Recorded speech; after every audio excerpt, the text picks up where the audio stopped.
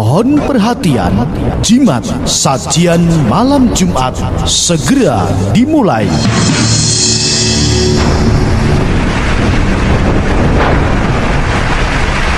Ingat, acara ini bimbingan orang tua dan untuk dewasa, tidak diperuntukkan bagi penderita jantung, paranoid, dan ketakutan yang berlebihan.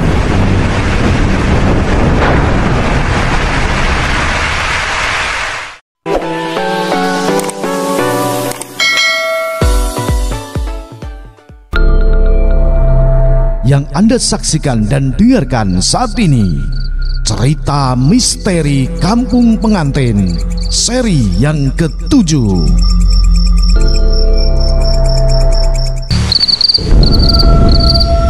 Kembali tim Jimat punya cerita dengan judul Misteri Kampung Pengantin, kiriman dan ditulis Ilma Nura bersama Ki Banu Asmoro. Pada seri yang terdahulu diceritakan bahwasanya sore setengah malam itu Danang persiapan untuk ijab kabul, dan ternyata sesaat sebelum ijab kabul Sinta dirasuki roh gaib. Nah, inilah kelanjutan misteri Kampung Pengantin seri yang ke-7.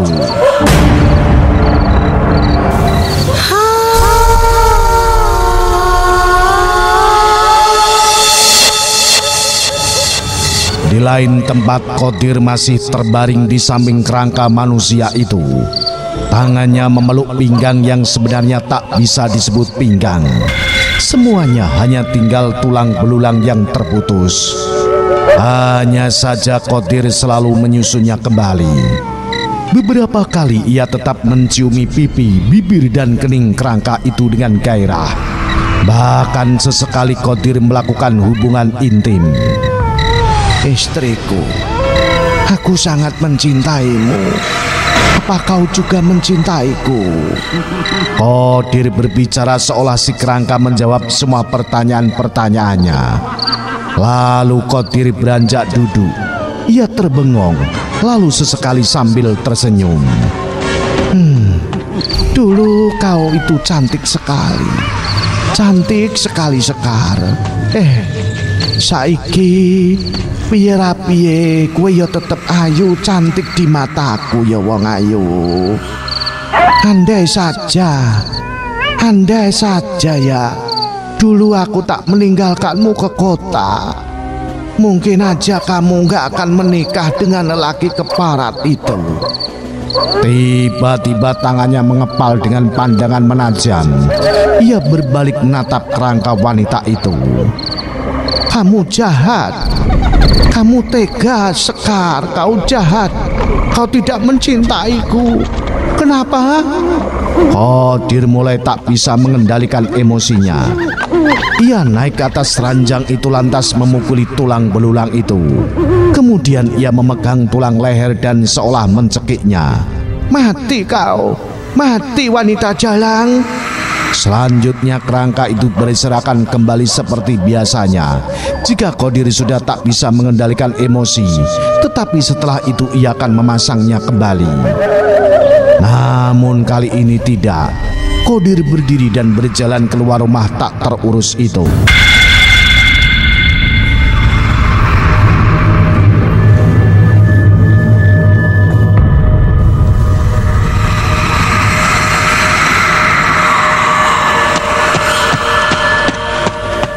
Sementara itu, pernikahan Danang dan Sinta berjalan lancar seperti apa yang Malik Parman dan Danang rencanakan. Pernikahan sudah selesai. Pesta tak dilanjutkan lagi sesuai perintah Parman. Semua tamu, baik yang hanya sekedar teman ataupun kerabat Parman, diminta untuk lekas pulang.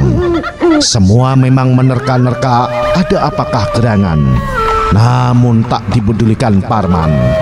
Lelaki itu kini lebih fokus pada keadaan keluarganya. Danang dan Sinta sudah masuk ke kamarnya. Walau sebelumnya Danang diminta waspada, Sementara Malik meminta izin untuk pergi mencari Wak dan neneknya, Parman melarang, hanya saja Malik khawatir Waknya harus cepat mengetahui jika neneknya dirasuki arwah Sekar. Akhirnya pun Parman tak bisa menolak. Ia mengizinkannya walaupun dalam hati ia pun cemas. Jika Malik tak ada, maka tak ada yang bisa memastikan kehadiran makhluk itu. Entahlah, menurut Parman, Malik seolah memiliki kelebihan dalam melihat wujud jin, iblis dan sejenisnya. Namun bagaimanapun itu hak Malik untuk mencari keberadaan keluarganya. Parman pun duduk di ruang tengah ditemani Laksmi sang istri. Sementara Yani masih betah dengan ketidaksadarannya di kamar rumah itu. Awalnya jika wanita itu sudah sadar, Malik ingin menanyai tentang apa saja sudah terjadi padanya. Mengapa dia dikurung ayahnya sendiri di ruang bawah tanah yang sungguh menakutkan.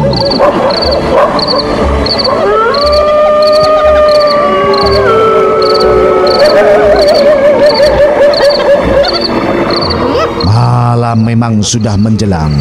Seperti biasanya, suasana kampung ini akan menjadi sepi dan senyap jika sudah lewat jam 8 malam. Walaupun Malik tak pernah melihat kejadian aneh-aneh di antara warga sini, tetapi aneh saja, mereka seolah sering mendapatkan gangguan. Ia mencoba memeriksa keadaan rumah Wak Kodir, namun nyatanya rumah itu masih sepi. Lampu masih padam. Itu berarti belum ada Wak Kodir sejak kepergiannya sore tadi. Lalu untuk mencari sang nenek, ia bingung harus kemana. Apalagi yang membawanya adalah sosok makhluk halus. Sebenarnya ada apa antara neneknya, Wak Kodir dan Sekar? Kenapa makhluk itu berani memerasuki tubuh Suri seolah makhluk itu memiliki dendam dan rasa benci? Namun tiba-tiba sekelebat bayangan putih melintas di atas kepala Malik. Pemuda itu terkejut lalu mendongak. Nihil, tak ada sesuatu di atas sana. Tetapi angin yang semula hanya semilir pelan, tiba-tiba tertiup agak kencang. Daun-daun dan pepohonan sedikit bergoyang akibat terpaan. Malik mulai merasa tak nyaman. Keadaannya sama seperti ketika setan tanpa kepala datang menerornya. Lalu kali ini teror apa lagi yang akan Malik terima? Malik! Seseorang memanggil dengan suara melirih. Malik lantas menoleh ke semua arah. Sayangnya lagi dan lagi tidak ada seseorang. Pundak Malik mendadak terasa berat seperti ada sesuatu yang menindihnya. Seketika jantungnya pun mulai berdebar. Malik sekuat tenaga menahan rasa takut. Ia meneguhkan hati agar tak dikacaukan pikiran dan hatinya. Malik! Panggilan itu terdengar lagi. Kali ini sedikit tegas. Malik! Lagi dan semakin keras. Malik! Lagi, kian keras hingga Malik harus menutup telinganya.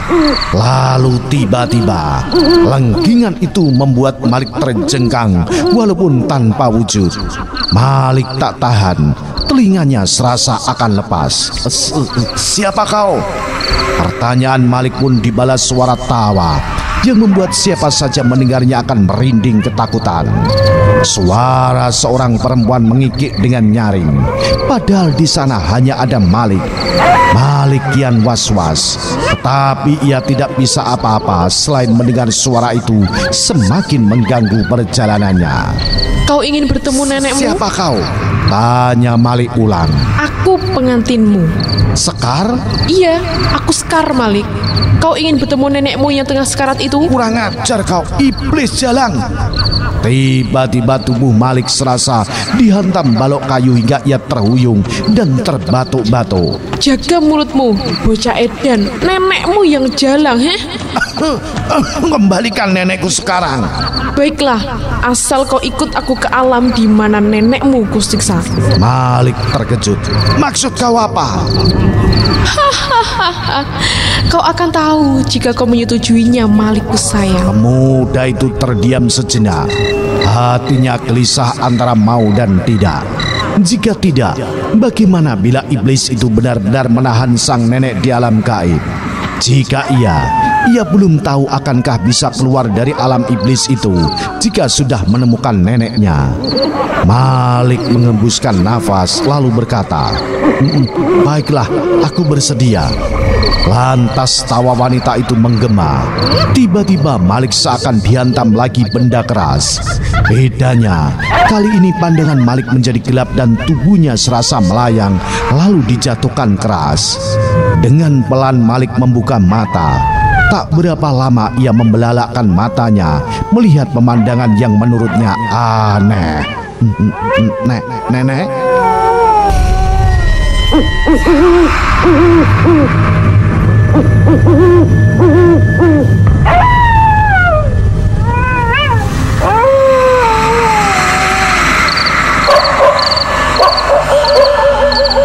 Dan sementara itu di rumah Parman, "Ayah!"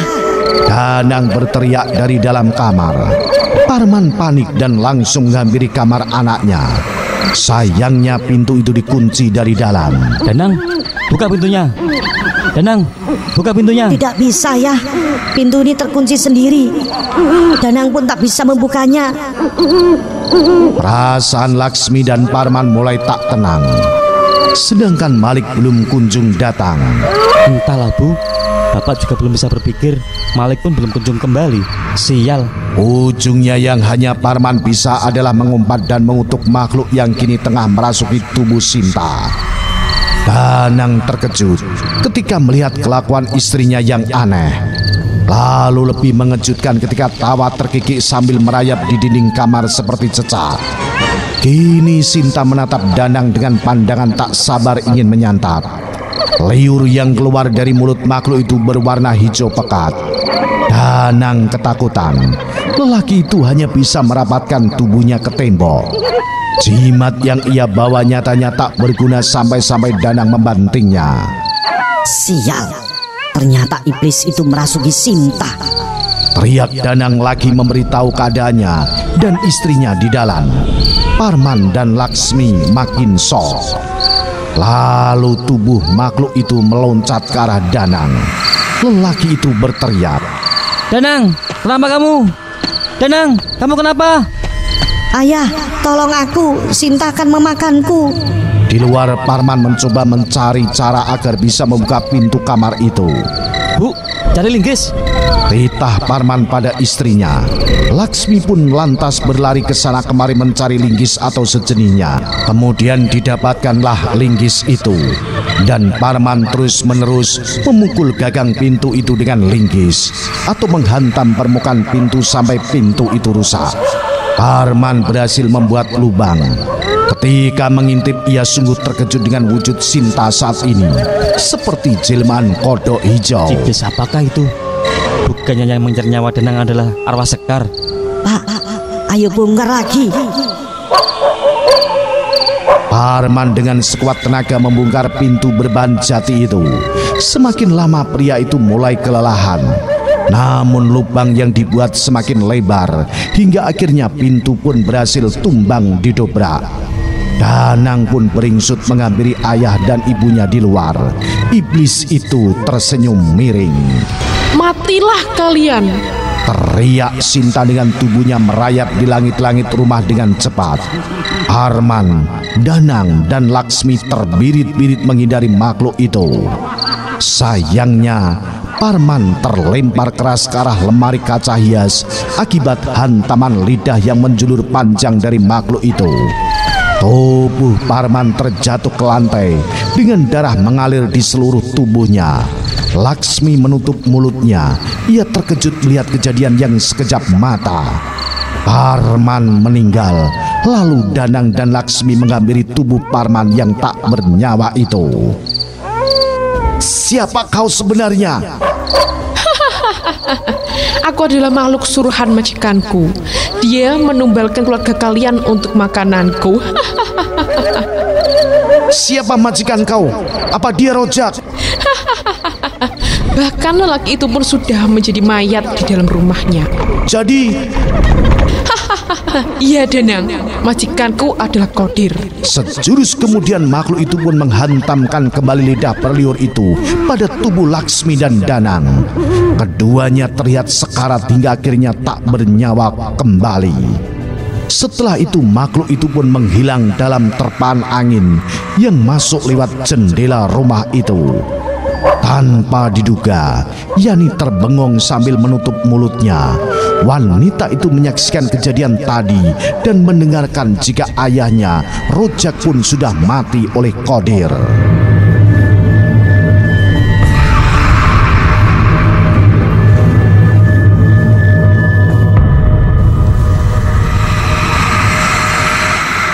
Kemudian Yani pun berjalan terkopoh-kopoh ke arah rumahnya yang sunyi sepi. Lampu semua mati, pintu tak terkunci. Lalu ketika lampu dinyalakan, ia harus melihat sesuatu yang akan membuat dirinya menyesal seumur hidup. Yani sebenarnya tak gila.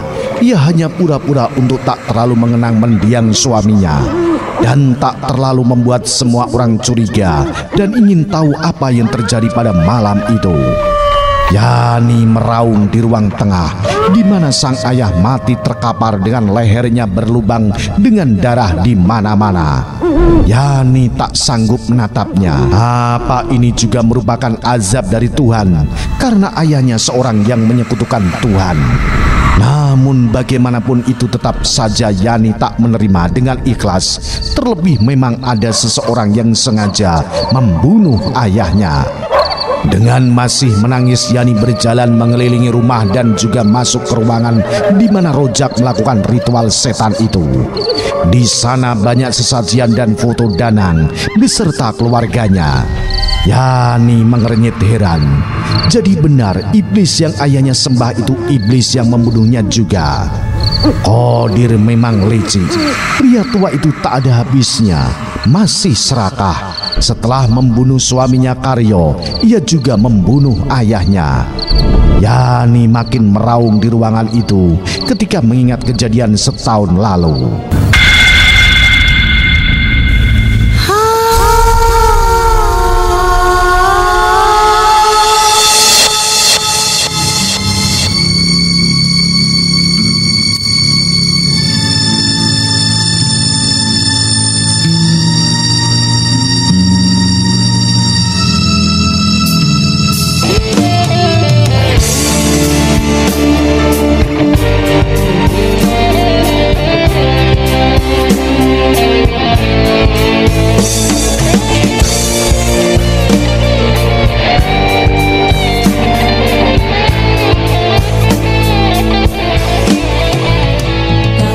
Pesta pora pernikahan dirinya dengan Karyo. Musik dangdut terdengar begitu berisik di luar. Yani masih asik diam di kamar sambil menunggu Karyo masuk usai meminta izin keluar ada urusan. Wanita itu berganti pakaian dengan pakaian tidur, menyisir rambutnya yang padahal sudah rapi disisir sejak tadi. Rasanya gugup akan berhadapan dengan seseorang yang Yani cintai, lalu akan hidup bersama seumur hidupnya. Namun di tengah keasikan Yani menyisir dan merasakan debaran jantung ketika jatuh cinta, mendadak jendela terbuka lebar dengan paksa. Angin berhembus kencang. Yani merasakan ada sesuatu masuk, sebuah bola yang diliputi api. Lantas Yani tersentak dan bersembunyi di balik lemari pojok. Ia mengintip bola apa itu melayang dengan meliuk-liuk seperti mata seseorang yang celingukan mencari sesuatu.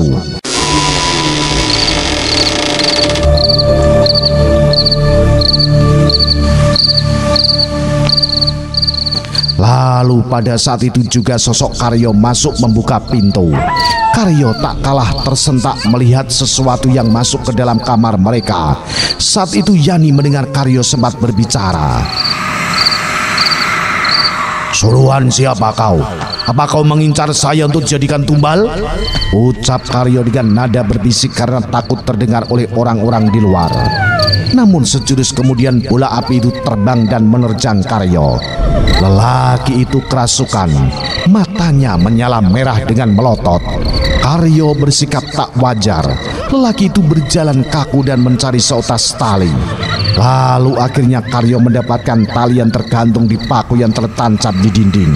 Entah tali tambang bekas apa yang kebetulan sekali ada di sana. Yani masih diam tak menggubris sikap Karyo. Ia takut Karyo menyerangnya karena dalam keadaan kerasukan. Namun semakin Yani mengawasi Karyo, sikap dan apa yang dilakukan Karyo membuat Yani harus terbelalak. Lelaki itu menggantungkan tali tambang dan mengikatnya di kayu penyangga. Lalu Karyo mengambil kursi duduk di meja rias, menggeser posisinya di bawah tali itu. Karyo naik lantas masukkan kepalanya dan mengikat longgar lehernya. Pada ujungnya justru semakin menyekik jika tubuh Karyo terjatuh tanpa alas kursi duduk itu.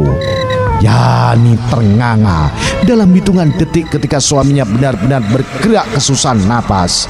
Ia berlari lalu memeluk kaki suaminya agar belalas lagi dan bisa bernapas. Sayang Karyo justru menendang wajah Yani dan membuat wanita itu terhuyung lantas terjatuh. Ketika Karyo benar-benar tak bernapas dengan tergantung di atas, Yani pun berteriak. Teriakan Yani membuat orang-orang di luar heboh dan menggedor pintu kamarnya. Ketika orang-orang heboh di luar dan sibuk mendobrak pintu, bola api itu muncul kembali dan hendak merasuki Yani. Namun wanita itu terus mengelak dan berontak, membanting semua barang membuat suara gaduh. Hingga akhirnya Yani membaca ayat suci Al-Quran yang ia hafal. Suara pendek yang Yani baca sukses membuat bola api itu menggelepar di lantai, lalu berubah menjadi kepala seseorang yang Yani kenal. Pak Qodir, Umam Yani sebelum kepala itu benar-benar lenyap hingga bagai asap. Pintu pun berhasil didobrak. Rojak menghampiri Yani yang shock melihat keadaan suaminya sudah tak bernyawa lagi.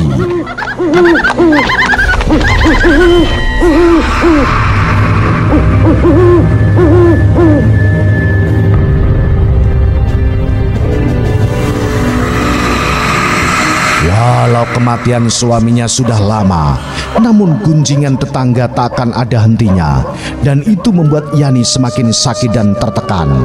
Selama setahun itu, ia tak pernah ingin keluar dan bersosialisasi karena pada akhirnya ia hanya akan jadi bahan bulian.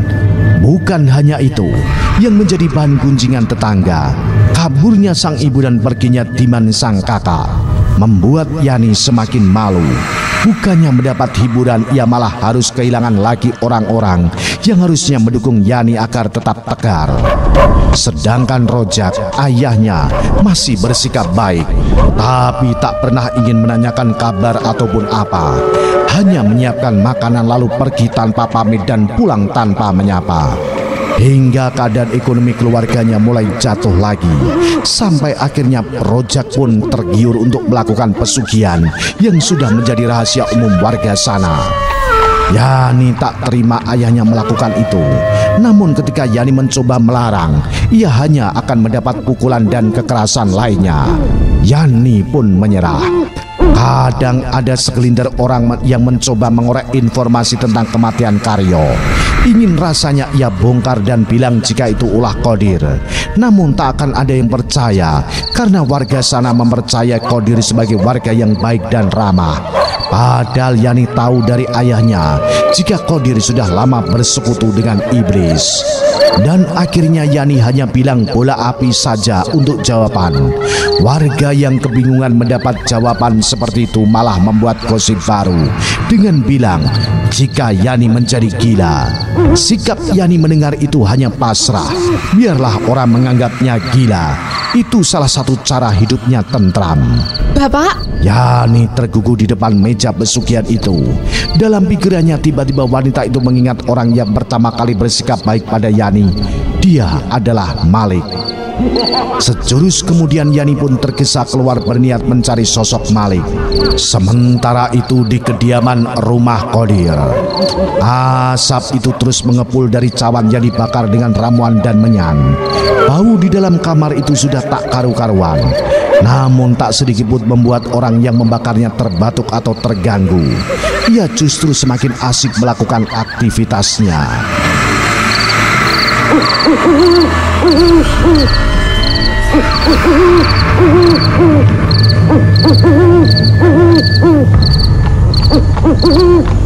Kerangka yang teronggok di sofa sudah diganti pakaiannya dengan yang lebih bersih. Sepertinya gaun pengantin itu baru dibeli Qadir hanya untuk dipakaikan pada sebuah kerangka manusia. Di samping sudah tersedia sebuah gentong besar dengan berisikan air dan kembang 7 rupa. Sesekali Qadir seperti membaca mantra ke dalam air di gentong itu. Lantas Qadir membuka seluruh pakaian yang ia kenakan, hanya menanggalkan celana dalam selututnya dengan bertelanjang dada. Ia masuk ke dalam gentong yang memang ukurannya bisa dimasuki satu orang manusia. Qadir sesekali memasukkan kepalanya ke dalam air selama 2 menit lalu menyembul lagi. Ia melakukan hal itu sekali dengan waktu 10 menit. Tubuhnya menggigil kedinginan, tetapi yang Qadir percaya hal itu adalah pertanda jika arwah Sekar sudah ada di sekitar sana memeluk tubuhnya. Sayang, kau sudah hadir, ucapnya dengan tersenyum bahagia. Ia pun keluar dari dalam gentong, bersila kembali di depan meja yang penuh sesajian. Qadir berucap sambil menabur lagi kembang 7 rupa itu ke atas cawan yang terbakar. Sayang, aku merindukanmu. Berbahagialah sayang, karena ini ritual pernikahan kita. Setelah itu kini giliran kerangka yang ia dudukan. Pakaiannya Qadir lepas dan dimasukkan kerangka tersebut ke dalam gentong beserta dirinya. Di dalam sana Qadir mandi berdua dengan kerangka mayat Sekar dengan penuh gelora. Katanya itulah ritual pernikahan dengan cara kawin lagi dengan kerangka milik Sekar. Qadir gila. Dia sudah di luar batas, sudah tak masuk akal lagi. Namun tak ada yang mengetahuinya, termasuk Suri. Wanita tua itu hanya tahu jika anaknya melakukan pesugihan sejak zaman Qadir masih muda. Ketika ia susah mencari kerja untuk melamar Sekar, hingga mencari jalan cepat dengan menyekutukan Tuhan.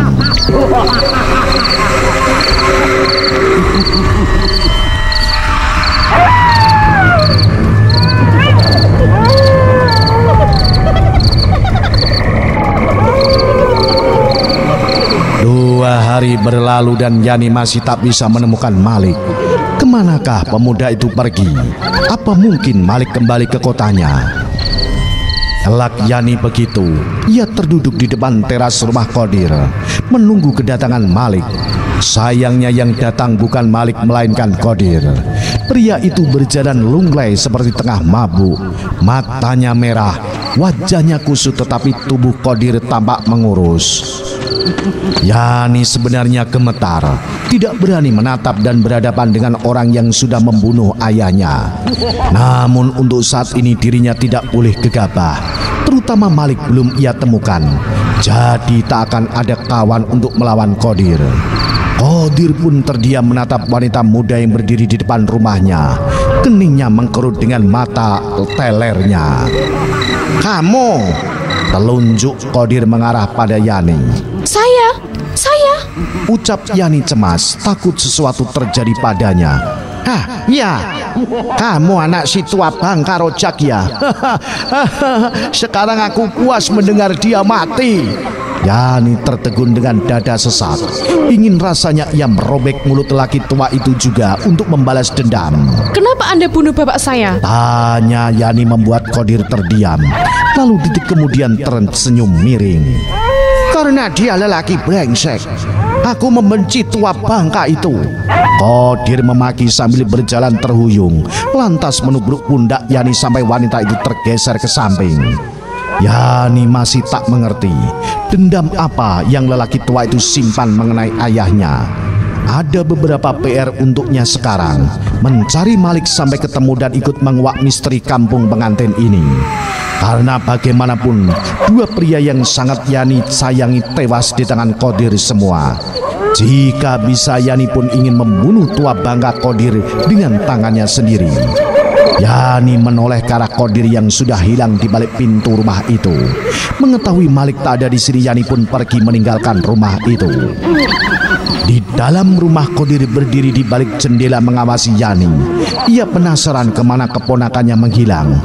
Padahal keluarga Parman sudah ia bunuh. Maka tak akan ada lagi penghalang yang mencoba membocorkan kisah mereka di masa lalu pada Malik. Lalu dengan inisiatifnya, Qadir mencoba menghubungi Suri yang nyatanya tak mendapat jawaban. Ini aneh. Apa yang terjadi selama ini melakukan ritual? Seharusnya ia lebih dulu menumbalkan keponakannya sebelum rahasia dirinya semua terbongkar. Karena penasaran, ia pun memasuki kamar khusus miliknya.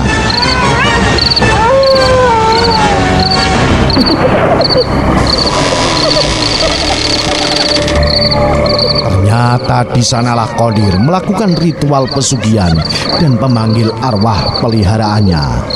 Qadir pun mulai melakukan kegiatannya, membakar menyan lalu membaca mantra.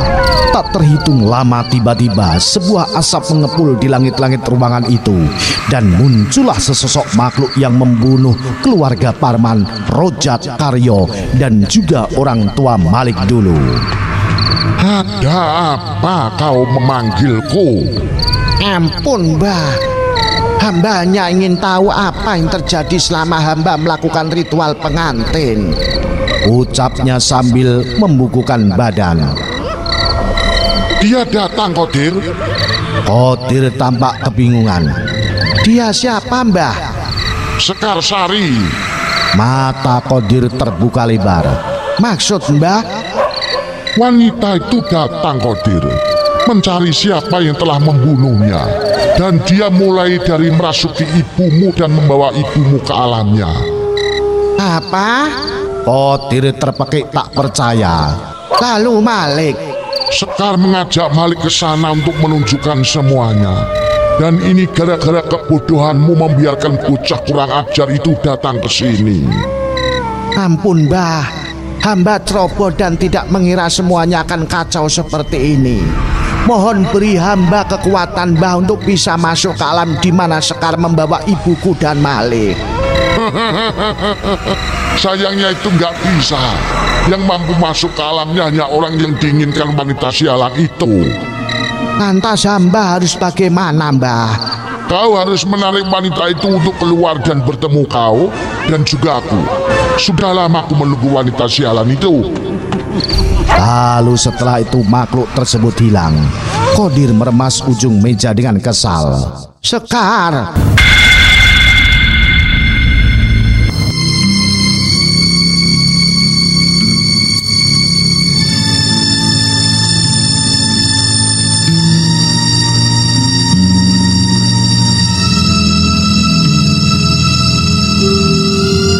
Sementara itu Yani kembali ke rumahnya dan sempat berpapasan dengan tetangga yang menanyakan keberadaan sang ayah. Namun Yani bungkam, tak ingin memberitahu jika ayahnya meninggal dengan tragis. Ia justru berniat mengubur jasad ayahnya sendirian di halaman belakang. Itu harus ia lakukan daripada mendapat gunjingan lagi. Ada beberapa juga yang bertanya mengapa Yani kembali ke rumah. Bu, saya nggak gila, ibu yang gila. Teriak Yani, dan itu justru membuat orang itu ketakutan dan bergumam jika yang memang masih gila. Lantas kabur begitu saja. Yani memijat keningnya yang pening. Ya ampun Malik, harus kemanakah aku mencarimu? Kemarin saja kamu mencari-cariku untuk menanyakan bagaimana keadaan Mas Karyo. Ketika aku akan memberitahu semuanya padamu, kamu malah menghilang bagi ditelan hantu. Perkataan Yani di akhir membuat ia berpikir, apa mungkin Malik diculik makhluk yang membunuh ayahnya dan itu adalah rencana Qadir? Makanya lelaki tua itu bersikap biasa-biasa saja ketika Yani bilang Malik menghilang. Namun Yani tetap merasa Malik masih hidup dan ia juga bertekad untuk mencari pemuda itu lebih serius lagi. Untuk saat ini Yani hanya ingin beristirahat. Badannya pegal dan capek, belum lagi lengket sudah terkucur tubuhnya karena keringat. Sudah lama Yani ingin bersikap sebagai manusia normal, layaknya sebagai perempuan biasa, bukan perempuan gila. Ia masuk ke dalam kamar miliknya lalu termenung sesaat. kembali teringat pada kejadian setahun lalu, lantas menghela nafas. Ayolah Yan, kamu harus ikhlas, harus bisa menerima dan melepaskan Mas Karyo. Itu sudah lama. Yani bergumam sendirian. Diraihnya handuk yang terlipat rapi dalam lemari. Lagi Yani termenung melihat lipatan baju milik suaminya yang tak pernah sekalipun tersentuh oleh Yani. Kejadian itu memang benar-benar awal dan akhir dari kebersamaan Yani dengan Karyo. Mas, bolehkah aku membalaskan kematian Mas dan Bapak? Rasanya Yani tak tahan menahan kesakitan ini sendirian. Andai Ibu dan Mas Diman tak pergi meninggalkan aku dan Bapak. Yani terisak seraya memeluk handuk dan baju kemeja milik Karyo. Setahun sudah Yani pun tak pernah mengunjungi makam suaminya. Dengan itu ia berniat sore nanti akan pergi ke sana, sekaligus mencari lagi keberadaan Malik. Lekas Yani beranjak dan menyimpan kembali kemeja itu lalu masuk ke dalam kamar mandi. Tanpa menanggalkan semua pakaiannya, Yani membasahi sekujur tubuhnya di bawah shower. Rambut panjang hitam itu ia bilas dengan lembut. Di tengah kegiatannya, Yani tiba-tiba mendengar suara pintu terbuka dan langkah kaki bersepatu. Ia pun terdiam menahan nafas.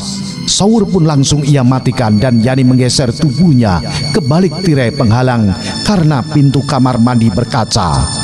Alhasil akan terlihat samar dari luar jika ada seseorang di dalam kamar mandi. Siluet seorang lelaki masuk mengawasi seluruh kamar Yani, tetapi tak lama lelaki itu kembali menarik tubuhnya keluar dan berjalan mengitari keadaan rumah. Yani memincingkan mata. Ia penasaran siapakah orang itu. Mau apa dia ke rumahnya bahkan tanpa mengetuk pintu dan membunyikan bel. Jarak kamar Yani dan pintu utama tak jauh. Jika ada bel berbunyi, Yani akan mendengarnya. Padahal pintu itu ia tutup walau tak ia kunci. Sepertinya orang itu tidak mengetahui ada seseorang di sini. Tetapi pasti orang itu tahu jika pemiliknya sudah meninggal. Dengan perasaan takut dan was-was, Yani keluar dengan tubuh dan pakaian basah kuyup. Ia ingin mengetahui orang itu. Kepalanya menyembul dari balik pintu kamar dan mencari seseorang yang baru saja masuk tanpa permisi. Lalu betapa terkejutnya ketika ia mengetahui siapa itu. Dia Qadir. Lelaki itu masuk ke ruangan di mana ayahnya menyembah lelembut peliharaan Qadir. Lalu keluar lagi dan tak juga membawa apa-apa. Pikir Yani, untuk apa pria tua bangka itu masuk diam-diam ke rumahnya? Untung saja Yani sudah mengubur jasad sang ayah. Mungkin saja Qadir datang kemarin untuk mencuri jasad ayahnya, walaupun belum tahu akan dijadikan apa. Yani mendengar Qadir mengumpat. Sial, jasad si brengsek itu sudah tidak ada. Benar saja dengan asumsinya bahwa jasad sang ayah akan dibawa lelaki bejat itu. Warga di sini tak ada yang heboh menguburkan seseorang. Tetapi kemana jasad si Rojak? Apa jangan-jangan putrinya yang sudah menguburkan Rojak? Sialan, dasar wanita kurang ajar. Ingin sekali Yani membalas semua makian lelaki tua itu. Namun situasinya tak memungkinkan. Bisa saja Yani kalah dan terbunuh saat ini juga. Jadi ia pun memilih diam dan hanya menyaksikan. Lalu karena Yani tak ingin segera diketahui keberadaannya, ia pun tergesa menarik diri dari pintu kamar ke dalam kamar lagi untuk bersembunyi. Namun sayang, karena keadaan tubuh Yani basah kuyup, akhirnya pun ia terpleset dan jatuh, membuat Yani memekik kesakitan. Qadir pun mendengar suara itu dengan rasa curiga dan ia pun lantas menghampiri kamar Yani. Nah, bagaimanakah kisah selanjutnya? Apa yang akan terjadi dengan Yani? Ikuti terus kelanjutan cerita bersambung misteri. Misteri Kampung Pengantin seri selanjutnya. Salam Cimatres, salam misteri. Au.